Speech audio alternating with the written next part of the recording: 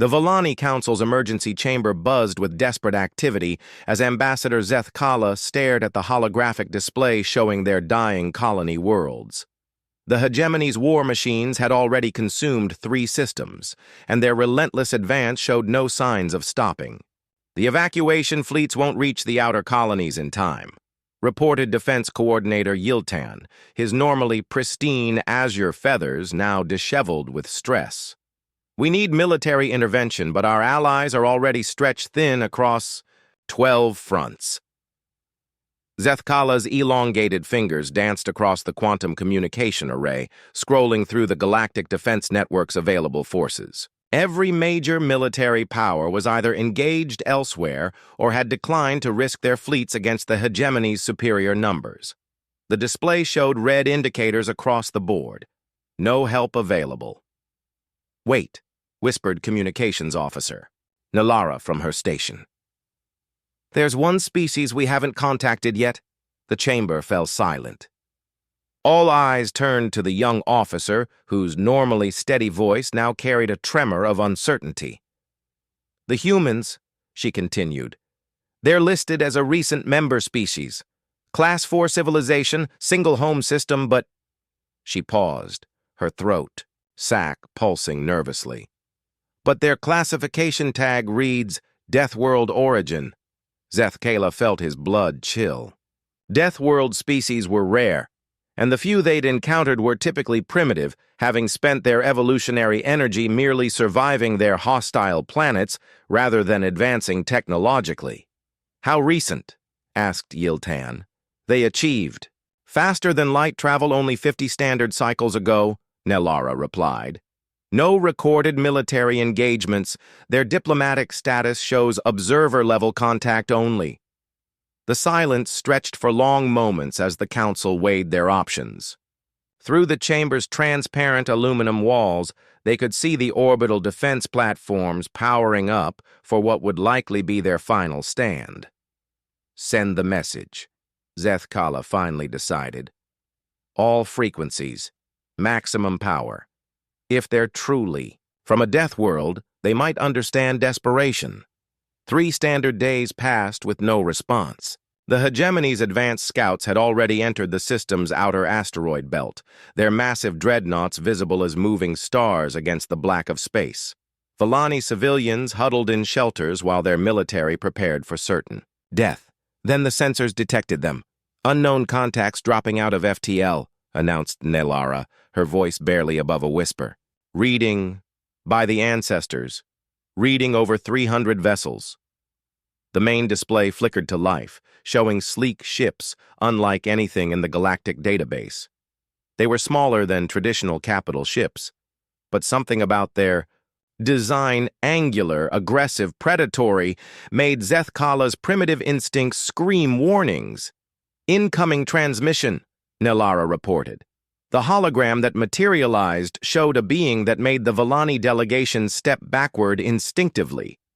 The human was tall by galactic standards, with forward-facing predator's eyes and a mouth that revealed white, sharp teeth when it spoke.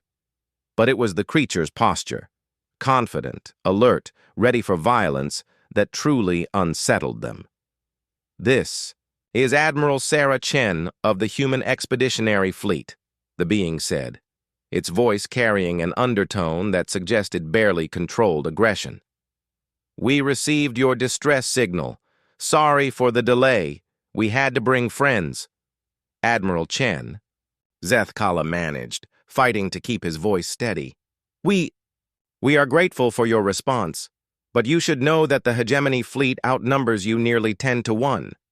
Their technology is—" The human's mouth curved into what Zethkala would later learn was called a smile, though it looked more like a threat display. "Ambassador, with respect, you called us because you were out of options, right?" Chen's eyes seemed to glitter with anticipation. "Earth didn't send diplomats. We sent Marines." The human fleet arranged itself in a formation that defied conventional military doctrine, spread thin, seemingly vulnerable, with smaller ships advancing ahead of capital vessels. The hegemony's commanders must have thought the humans were amateurs. They learned differently when the shooting started. Human ships moved like living things, rolling and diving through space in patterns that would have liquefied any organic crew. Their weapons fire was precise, coordinated, and utterly ruthless. But it was their tactics that truly shocked the observers. While galactic warfare focused on orderly battle lines and gradual attrition, the humans fought like the predators they were. They targeted command ships first, communications arrays, anything that would create chaos in enemy ranks. Their smaller vessels swarmed isolated targets, while their capital ships delivered devastating flanking attacks. "How are they sustaining those acceleration forces?" whispered Yiltan, as he watched a human destroyer pull maneuvers that should have killed its crew. "Deathworlders," Nelara replied with something approaching awe. "They evolved under conditions that would kill most species. High gravity, extreme weather, predators that could track them by scent alone. They're built for this." The battle lasted 6 hours. When it ended, the hegemony's unstoppable war fleet was scattered debris drifting through the void. Not a single human ship had been lost.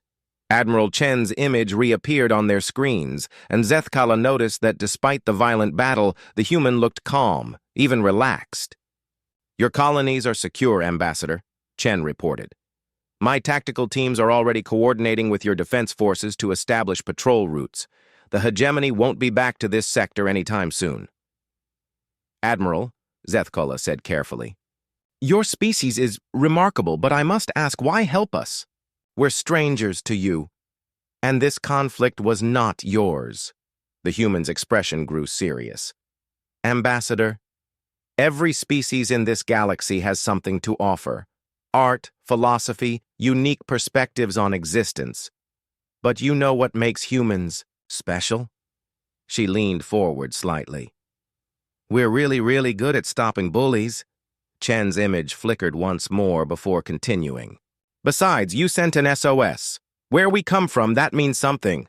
Doesn't matter if you're friend, stranger, or enemy. If someone's drowning, you throw them a rope." As the human fleet began establishing patrol patterns around Villani space, Zethkala realized that the galaxy had just gained its most unlikely protectors. The Deathworlders had arrived, and nothing would ever be the same. The Villani Council's first official act was to propose humanity for immediate advancement to strategic alliance status. The motion passed unanimously in record time. After all, when the monsters came calling, sometimes you needed bigger monsters on your side.